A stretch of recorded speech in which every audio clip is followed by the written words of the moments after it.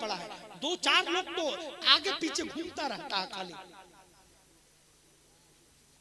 तवज्जो है, जरा एक मर्तबा हाथों को लहराओ और लहरा के कहो सुभान अल्लाह, और तड़प के सुभान अल्लाह। अब एक किस्सा सुनाऊं मेरे भाइयों, सुनाओ, सुनो तवज्जो के साथ में। मेरे दादा थे, परदादा, नजमुद्दीन भाई, हाँ मेरे परदादा, और क्या आपके? मेरे परदादा थे, उनका इंतकाल हो गया। मैं छोटा सा था, उनके पास में लेटता था। जब लेटता था ना, बचपन में बच्चों की आदत होती है, मैं अपना सर अपने दादा के हाथ का तकिया बना के उनके पास लेटता था और कहता था, दादा जान कोई किस्सा सुना दो, कोई कहानी सुना दो, कोई चुटकुला सुना दो, कोई अच्छी बात सुना दो। दादा जान कहते थे, बेटा तौसीफ किस्सा तो सुनाऊंगा, कहानी तो सुनाऊंगा, लतीफे तो सुनाऊंगा, मगर एक शर्त मानना पड़ेगी। मैंने कहा दादा शर्त क्या है? बोले शर्त ज्यादा भारी नहीं है, शर्त में ज्यादा वजन नहीं है, शर्त तो बहुत हल्की है। मैंने कहा कौन सी हल्की है? बोले मैं जब तुझे किस्सा सुनाऊं तो तुझे पैसे नहीं देना है, तुझे रुपया नहीं देना है, बल्कि मैं जहां जहां रुकूं तुझे हूं हूं करना है, तुझे हाँ हाँ करना है, तुम्हें हुंकारे भरना है। आपके गांव में भी बुजुर्ग होंगे, वो अपने दादा पोतों को लतीफा, अपने पोतों को लतीफा सुनाते होंगे, तब भी वो कहते होंगे बेटा हुंकारे ले, वरना मुझे नींद आ जाएगी, मैं किस्सा सुना नहीं पाऊंगा। अब जरा आपका जहन करीब हो गया है तो सुन लो, अब मैं आपको कोई शेख चिल्ली का लतीफा नहीं, कोई कहानी नहीं, कोई ड्रामा नहीं, कोई मनगढ़ंत नहीं, बल्कि अब्दुल कादिर की करामत का एक किस्सा सुनाने वाला। तो इसमें हुंकारे नहीं चलेंगे, इसमें हूं नहीं चलेगा, इसमें हुंकारे की जगह सुभान अल्लाह कहना पड़ेगा, माशा अल्लाह कहना पड़ेगा। मेरे प्यारों अब जरा तवज्जो के साथ मेरे जुमलों को सुनना। गौसे आजम की बारगाह में एक चोर आया।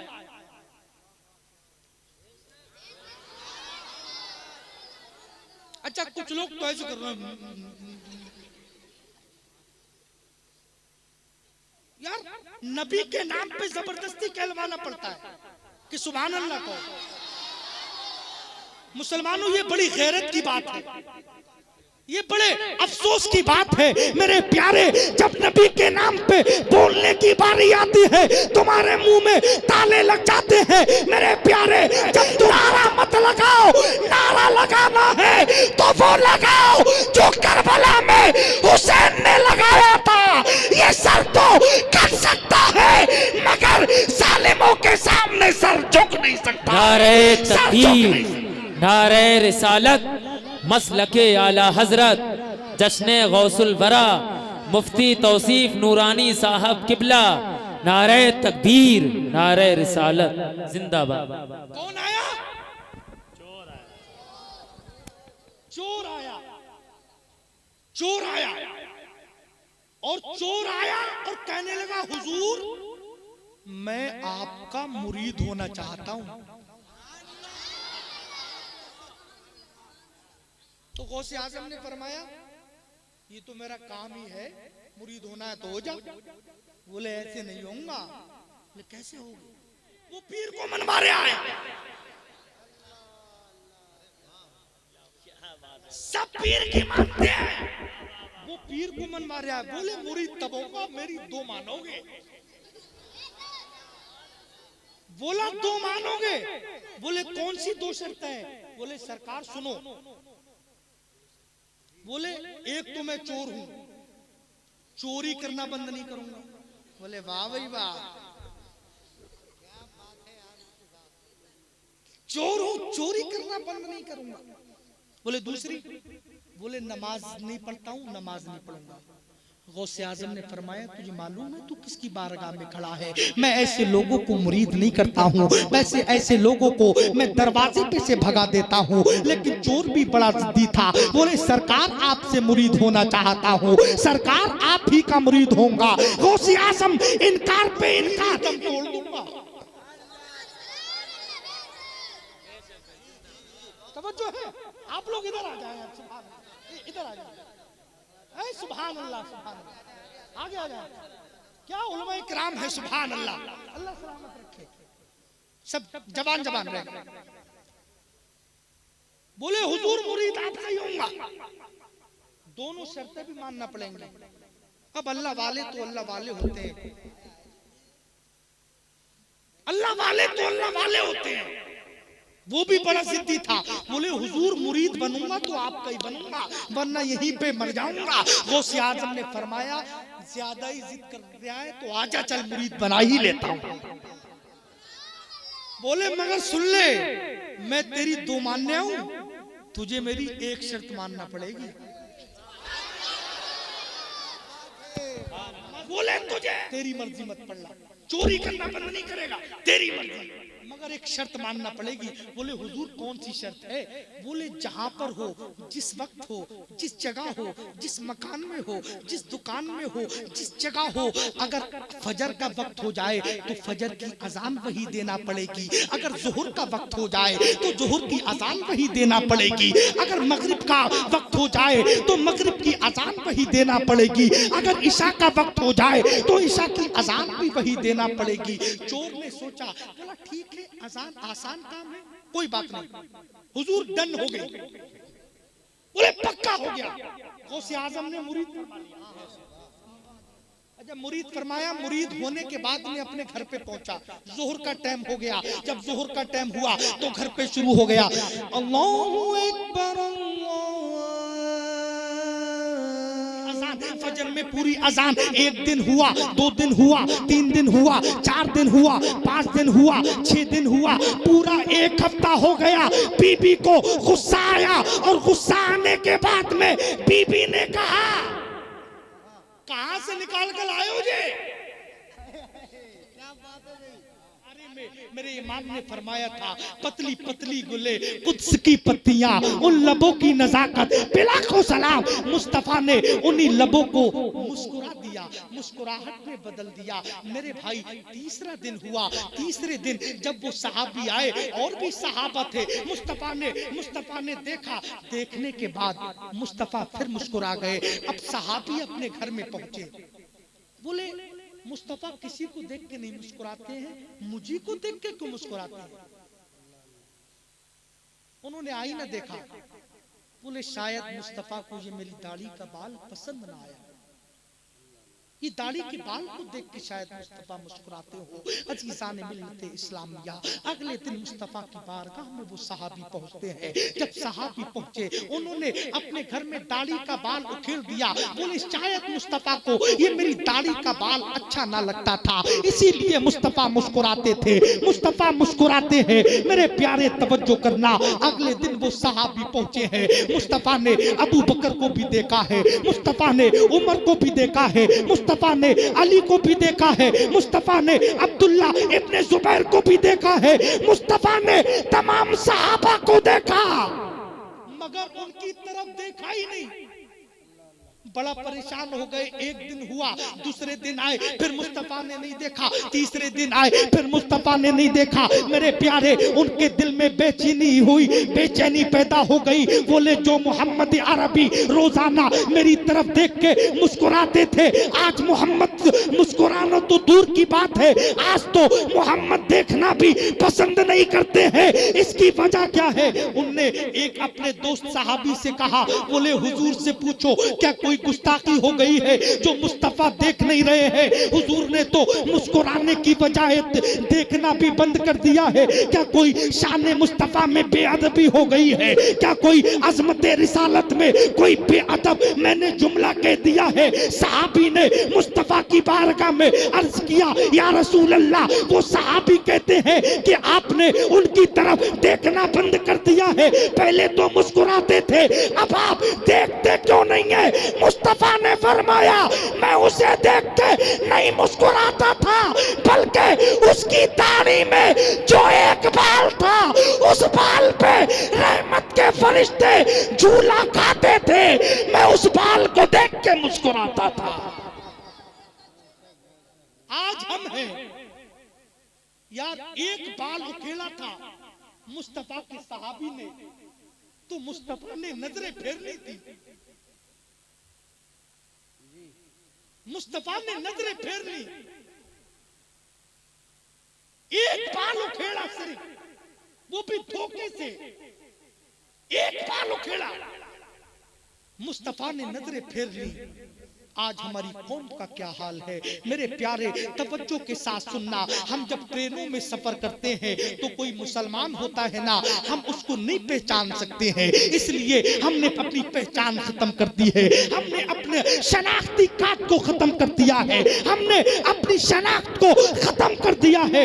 आज मुसलमान को पहचानने पे देर होती है मेरे प्यारे। हम एयरपोर्ट पे जाते हैं, कोई दाढ़ी मुंडा नजर आता है, हम उसको भी गैर मुस्लिम समझते हैं मेरे प्यारे। इसकी वजह क्या है?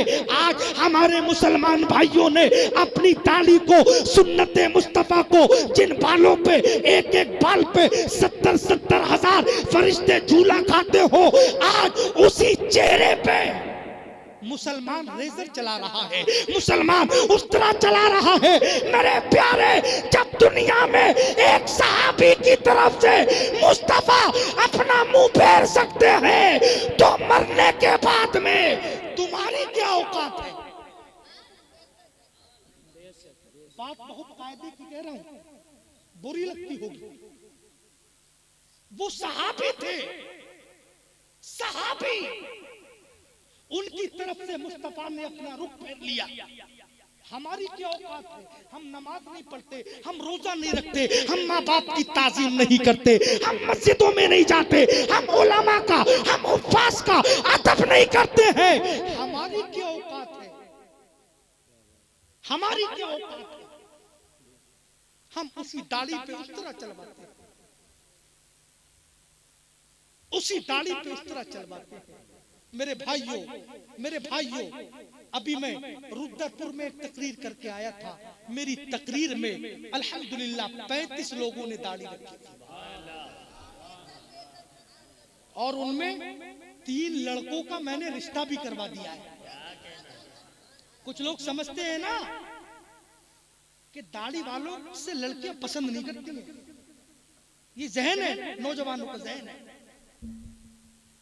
लेकिन तहदी से नेमत के तौर पे मैं बता दूं, जितनी अच्छी बीवी मौलवी की होती है, इतनी आम आदमी की नहीं होती। कान खोल के सुन लो, ये उलमा जानते हैं। अपने रब की नेमतों का खूब खूब चर्चा करो। मैंने उन 3 लड़कों का रिश्ता करवाया। जवान, चेहरा बिल्कुल कश्मीरी सेब की तरह खिलखिला रहा था मेरे प्यारे। मैं तुमको बताना चाहता हूँ, क्या हमारे मुआशरे में दाढ़ी का रिवाज है? क्या हमारे मुआशरे में दाढ़ी का रिवाज है मेरे प्यारे? तुम कहते हो लड़कियां पसंद नहीं करेंगी, तुम्हारे मजहब में तो एक मुश्त ही रख सकते हो, एक मुश्त। एक धर्म तो ऐसा भी है जिसमें तो इतनी इतनी लंबी है। सिख, ईसाइयों के यहाँ क्या उनमें लड़कियां नहीं है? उनमें औरतें नहीं है? उनकी औरतें कैसे पसंद कर लेती हैं? उनकी औरतें कैसे पसंद कर लेती है मेरे प्यारों? मैं तुमको बताना चाहता हूँ, जब सारे जवान अपने चेहरे पे मुस्तफा की सुन्नत को जिंदा करेंगे, तो मेरा यकीन कहता है ये लड़कियां शादी तो तुम ही से करें। और जाएंगे जब सब दाढ़ी वाले हो जाएंगे। मेरे भाइयों, आज वादा करो दस्तार बंदी के जलसे में कोई मुस्तफा का सच्चा आशिक, उस सहाबी की मोहब्बत में जिसने अपनी दाढ़ी से एक बाल नोचा था, कोई मुस्तफा का गुलाम खड़े होकर ऐलान करे कि आज से मैं वादा करता हूं अपने चेहरे पे मुस्तफा की सुन्नत को जिंदा करूंगा। है कोई दीवाना? अरे नारे तकबीर, खड़े हो जाओ यार, नारा लगाओ, नारे तकबीर, नारे रिसालत, जश्ने गौसुल वरा, दस्तारे बंदी, मुफ्ती तौसीफ नूरानी साहब किबला। देख रहे हो क्या नाम है? रजा हुसैन जिंदाबाद। सुभान अल्लाह, सुभान अल्लाह। खड़े रहो। जलसा मकबूल। अभी तुम ही नहीं, और तुमने कोई खुद फैसला थोड़ी किया, ये तुम्हारी क्या औकात है? अरे तुम कौन हो फैसला करने वाले? तुम्हारे दिल में बगदाद से नूरी किरण आई, नूरी चिराग जला। बोले सहाबी की बात हो, और मेरे गुलाम तू अपने चेहरे पे सुन्नत मुस्तफा नहीं रख सकता है। कौन है दूसरा दीवाना? मेरे भाइयों, कौन है? ना जबरदस्ती किसी पे नहीं है। इनके ये खुद थोड़ी आएंगे, इनके दिल पे बगदाद से नूर आएगा, बगदाद से नूर आएगा।